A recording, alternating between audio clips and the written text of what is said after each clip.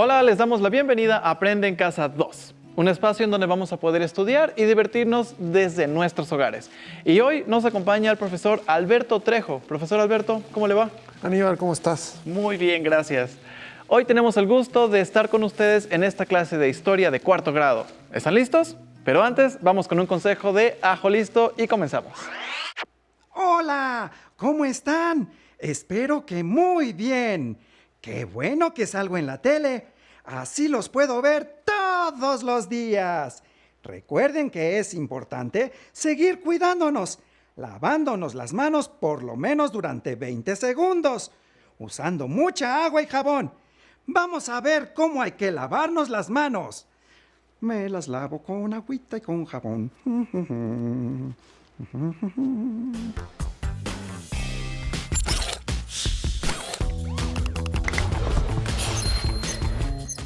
¡Atención! ¡Atención! A continuación, información importante. Lavarnos las manos varias veces al día es importante para prevenir cualquier enfermedad. Sigue estos pasos para hacerlo correctamente. Moja tus manos. Usa suficiente jabón. Frota tus palmas una con la otra. Ahora, frota la palma de una de tus manos contra el dorso de la otra, entrelazando los dedos. Repite lo mismo con la otra mano. Frota los dedos. Ahora haz como que rasguñas la palma de tus manos para lavar tus uñas. Enjuaga tus manos con agua. Sécalas con una toalla. ¡Y listo! ¡Tus manos están limpias! Si no tienes agua y jabón, usa desinfectantes a base de alcohol. ¡Cuídate! El día de hoy aprenderemos acerca de la cultura tolteca. En la sesión pasada vimos a Montalbán y cómo dos culturas, los zapotecas y los mixtecas, habitaron un mismo espacio, pero en diferentes momentos, unos en el periodo clásico y otros en el periodo postclásico. Hoy, con el estudio de los toltecas, nos vamos a meter de lleno al estudio de las culturas del postclásico. Oiga, profesor, algo que me parece muy curioso de lo que hemos visto hasta ahora de la historia de Mesoamérica es que a cada rato van apareciendo y desapareciendo diferentes culturas en varias partes. Pero aún así, todas tienen cosas en común. Así es, hemos visto en las clases pasadas que las culturas de Mesoamérica no estaban aisladas, sino que por diferentes razones estuvieron en contacto entre ellas, ya sea por querer comerciar, por alguna guerra o porque algún pueblo se movía a otra región buscando mejores condiciones de vida. Así que entre ellas había mucha comunicación y por eso puedes notar que compartieron muchas cosas. Es lo que he visto. Oiga, maestro, ¿cómo vamos a iniciar la clase de hoy? Bueno, para entender a la cultura tolteca, primero necesitamos regresar un poco en el tiempo. Así que vamos a regresar a lo que vimos sobre Teotihuacán y qué pasó después de que esa cultura desapareció. Así pues, les propongo que veamos el siguiente video. En Teotihuacán, conocida también como la ciudad de los dioses, se desarrolló una sociedad que extendió su dominio cultural, ideológico y comercial hasta sitios muy distantes. Durante más de 600 años, los antiguos teotihuacanos establecieron rutas de intercambio por donde transitaba su producto principal, la obsidiana verde, que se comerciaba a cambio de mica, piedra verde, conchas marinas, turquesa y alabastro, entre otros productos.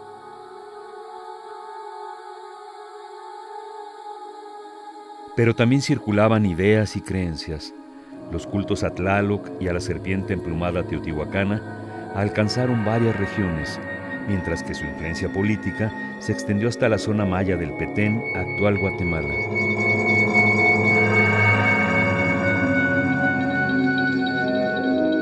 Alrededor del 600 después de Cristo, la ciudad de los dioses comienza a perder poder e influencia.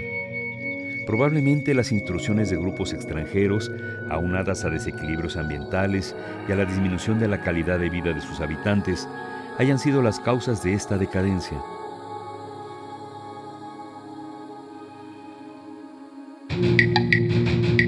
El vacío político que va dejando Teotihuacán en su caída permite a otros pueblos el aprovechamiento de las rutas de intercambio, lo que generó desarrollos regionales y locales. Así, ciudades como Xochicalco en Morelos, Cantona en Puebla, Cacaxtla Xochitecatl en Tlaxcala, así como Tula Chico en Hidalgo, se constituyen como los centros políticos más importantes en el centro de México. Este periodo se conoce como epiclásico y comprende del 650 al 900 después de Cristo.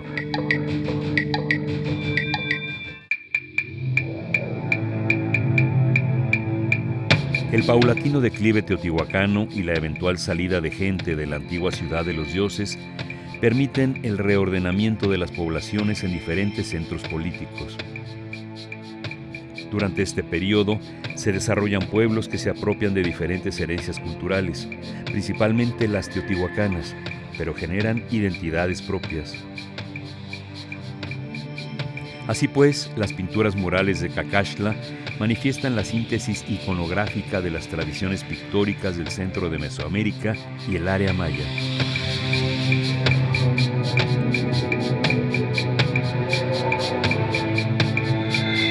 En Xochicalco se desarrolla fuertemente el culto a la serpiente emplumada, también retomado del pensamiento teotihuacano, aunque ahora se materializa en la persona de Quetzalcóatl, personaje histórico y mítico que posteriormente adquirirá fuerza con los toltecas.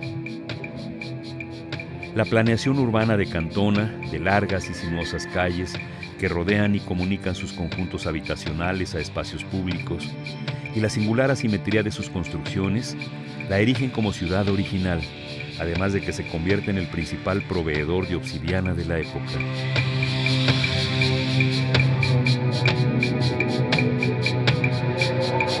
El control de las rutas comerciales y la defensa territorial de estas pequeñas entidades políticas se evidenciaron en su arquitectura defensiva y militar. Algunas se construyeron en la cima de cerros, lo cual les permitía protegerse de invasiones, como el caso de Xochicalco y Cacaxtla.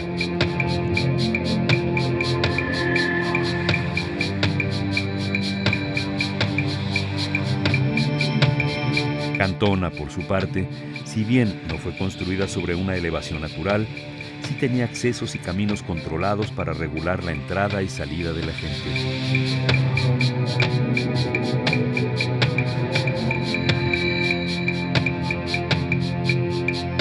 El espíritu bélico quedó plasmado en la escultura, la pintura mural y demás materiales arqueológicos. La sangre derramada en batalla se convirtió así en una alegoría que perpetuaba la vida y que fue adoptada por las élites guerreras de los diferentes centros políticos.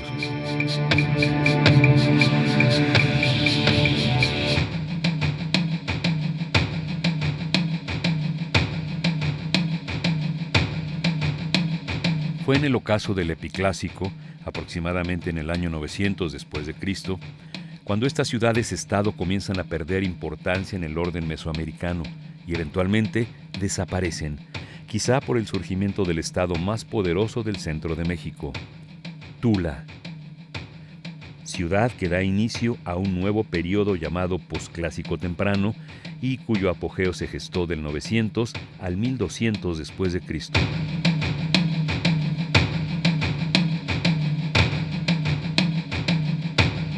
Los toltecas configuraron un estado militarista que se expandió ideológicamente hasta regiones septentrionales como Aridoamérica, pero también hacia el sur, hasta Centroamérica. Durante 300 años, los toltecas construyeron un imaginario social y religioso en torno suyo, como cultura originaria y creadora, lo que les confirió fama y gloria incluso después de su colapso. Fue tal su dominio ideológico y económico que los mismos mexicas se proclamaron sus herederos para legitimar su ímpetu conquistador. Los toltecas aparecieron al final del periodo epiclásico. Ahora que ya sabemos en qué momento surgió la cultura tolteca, ¿por qué no vemos dónde vivían los toltecas?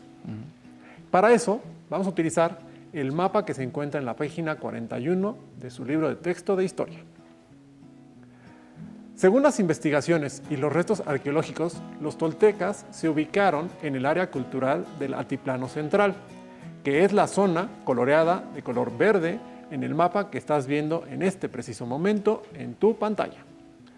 Podemos observar que, y si recuerdan sus clases de geografía, Esta área cultural abarca lo que actualmente conocemos como Estado de México, Ciudad de México, Hidalgo, Morelos, Tlaxcala, Puebla y otros estados de la actual división política del país.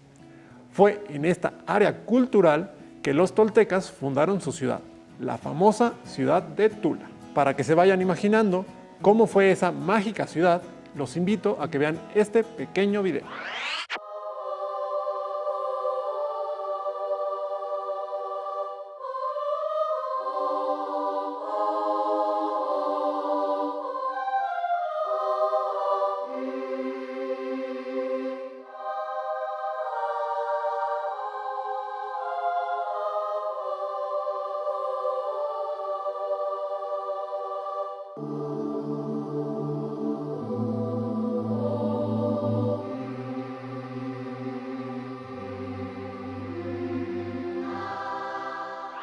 Pues esta ciudad la fundaron los toltecas en una zona que se encuentra entre los lagos de la Cuenca de México y una amplia región desértica.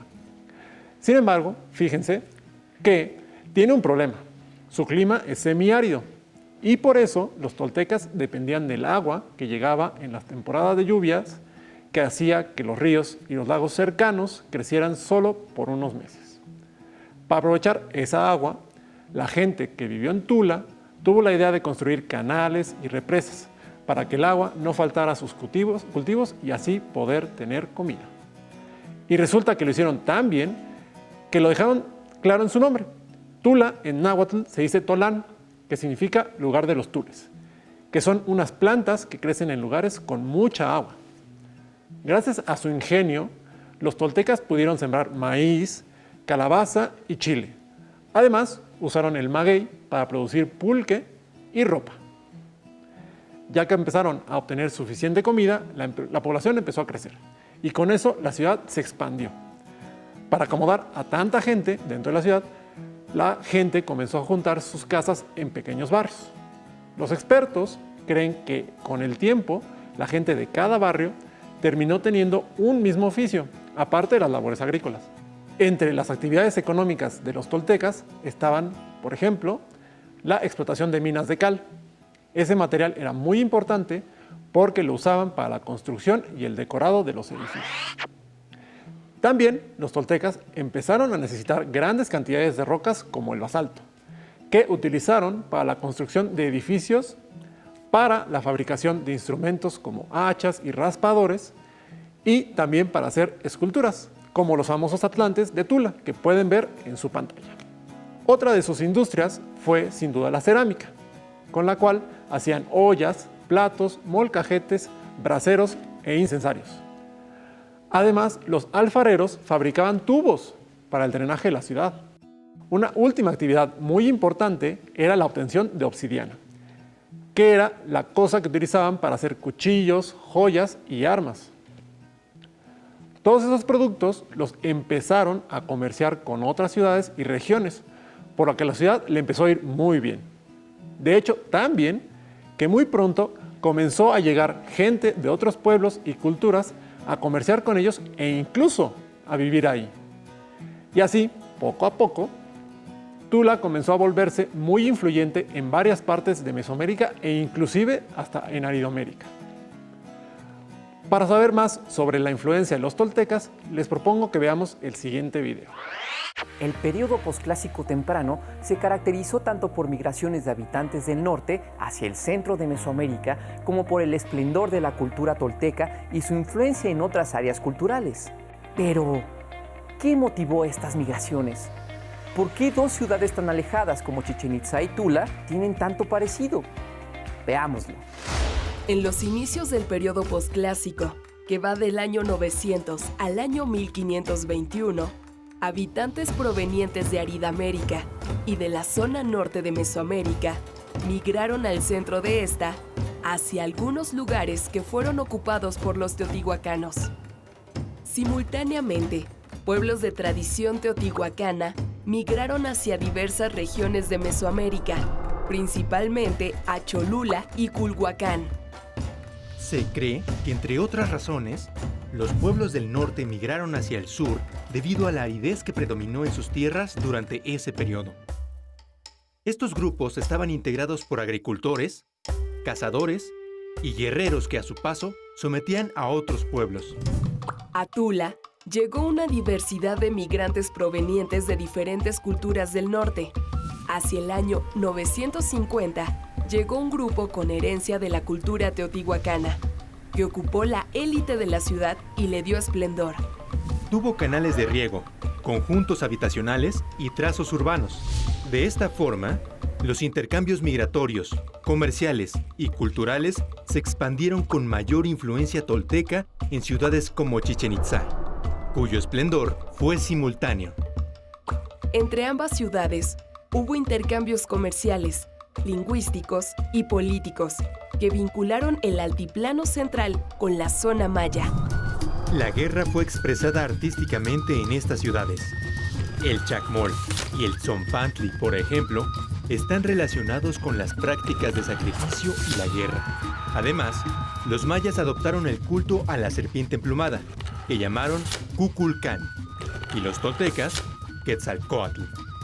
La influencia tolteca también se encuentra en espacios mayas, como el Templo de los Guerreros, donde hay relieves con imágenes de guerreros parecidos a los atlantes del Templo B de Tula.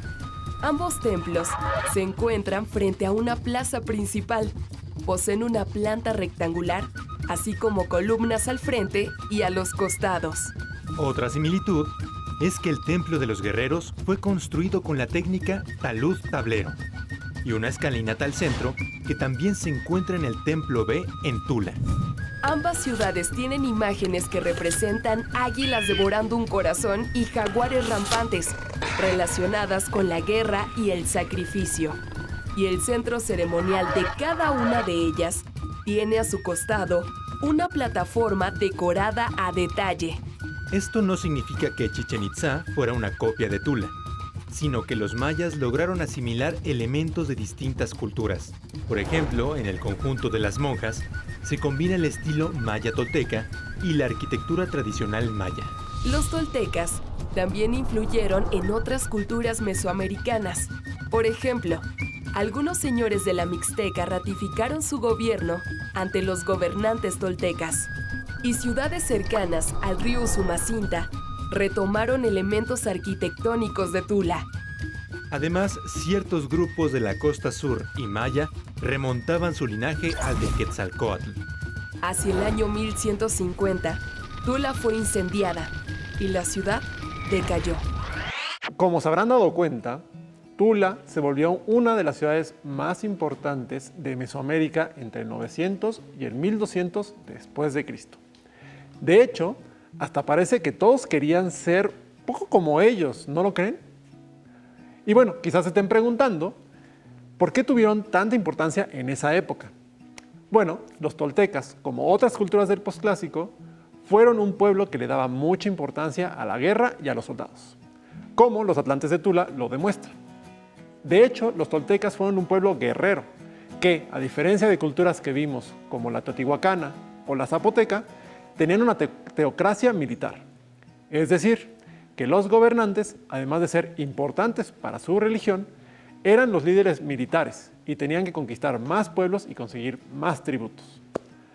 Además, con ellos, los sacrificios humanos cada vez se volvieron más y más frecuentes y relevantes. Para concluir, vale la pena reforzar algunos aspectos de lo que vimos en la sesión de hoy.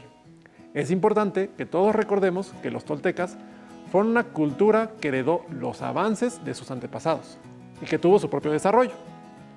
Veamos el siguiente video sobre Tula y los toltecas. El posclásico.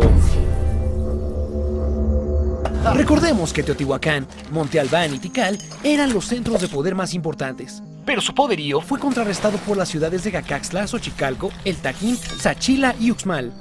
La lucha de poderes resultó en un fortalecimiento militar. Entre murallas y fortalezas, el incremento de las guerras y el aumento al culto de dioses guerreros.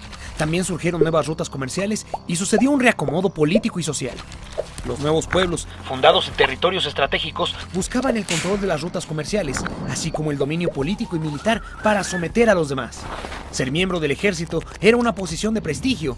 La religión había elevado la guerra a un nivel sagrado y el arte la exaltaba aún más con escenas de batallas o de dioses devorando corazones. Así aumentó la práctica de los sacrificios humanos y del Tzompantli. Monte Albán fue prácticamente abandonada. La población de Teotihuacán se redujo de 150,000 a solo 30,000 habitantes. Al igual que las ciudades mayas, marcadas por rivalidades, los conflictos y la violencia. De esta manera se impusieron las ideas que proclamaban a la guerra como el medio de conquista y el medio de poder. El inicio del posclásico. La búsqueda de nuevos territorios llevó a muchas personas a poblar la zona central de Mesoamérica, donde hubo nuevos asentamientos y pequeños pueblos, mientras Cantona, Cacaxtla y Xochicalco, Tula y Chichén Itzá gozaban de su apogeo. También arribaron habitantes provenientes del norte, a quienes les llamaban los chichimecas. Se asentaron en varios pueblos, aunque el más relevante fue Tula, que se convirtió en la ciudad más importante del centro mesoamericano. Al mismo tiempo ocurrió el despunte de Chichén Itzá en la zona maya. Ambas eran ciudades hermanas que mantenían estrechos lazos comerciales. La ciudad de Tula, o lugar de los Tules, se ostentaba como el sitio central del dios Quetzalcóatl. Ahí los gobernantes se consideraban sus descendientes, por eso se les rendía culto. Mientras que los soldados Águila y Jaguar alimentaban al sol mediante la guerra. De esta manera, el poderío de Tula tenía justificaciones divinas y se conectaba culturalmente con otras ciudades gracias a un intenso intercambio comercial. Los pueblos mesoamericanos compartieron símbolos como el águila, el jaguar y las montañas o el movimiento, además del calendario ritual de 260 días. Incluso sus códices narraban pasajes parecidos, como la guerra, sacrificios, alianzas, matrimonios, astros y dioses. Pero Tula sufrió un repentino colapso al ser destruida y abandonada por la división de sus gobernantes. Esto disolvió la unión de los pueblos y dio pie a migraciones que desembocaron en el posclásico tardío. Los chichimecas mexicas y de Xolotl, así como los totolipanecas, acolhuas, tepanecas y otomís, migraron y fundaron nuevos pueblos de la zona central de Mesoamérica: México Tenochtitlán, Tenayuca y Texcoco, Amecameca, Coatlinchán, Azcapotzalco y Xaltocan. Crearon alianzas, fortalecieron sus ejércitos y lucharon entre sí en su pleito por el territorio. Tras varias generaciones, los pueblos centrales crearon ciudades y se alternaron el poder.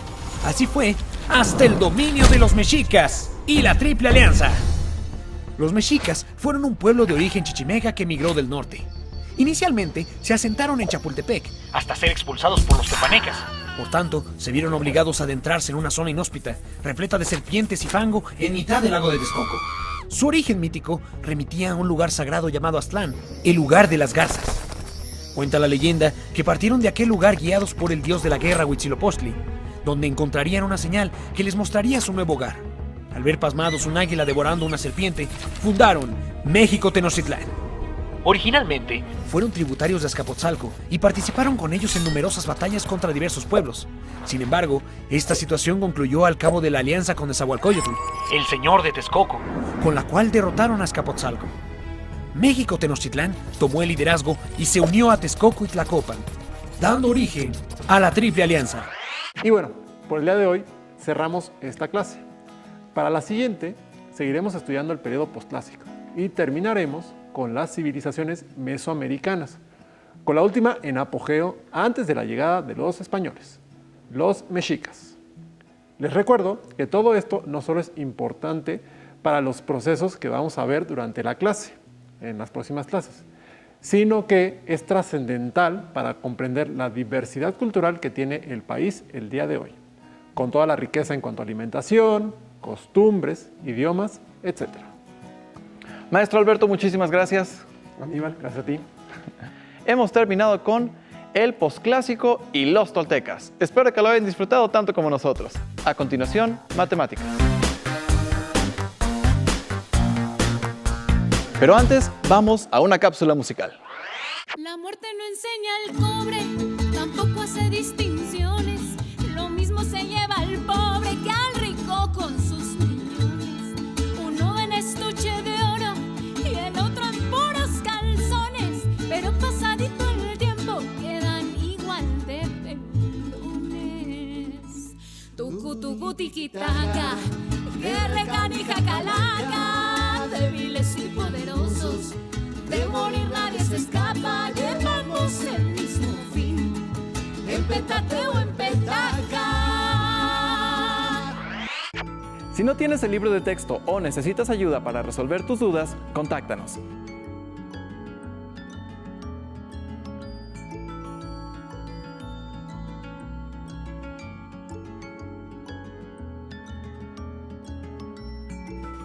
También puedes encontrar los libros de texto en la página conalitec.cep.gov.mx.